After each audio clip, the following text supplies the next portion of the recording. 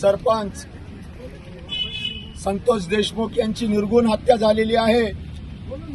ही निर्गुण हत्या त्या ठिकाणचा जो प्रोजेक्ट होता त्याच्याकडे 2 कोटीची खंडणी वाल्मिक कराड यांनी मागितली होती आणि ती मागणी पूर्ण नाही झाल्यामुळं नंतर त्या ठिकाणी जाऊन हल्ला करण्यात आला आणि हल्ला करत असताना सदरील भांडणं मिटवावा म्हणून संतोष देशमुखने प्रयत्न केले।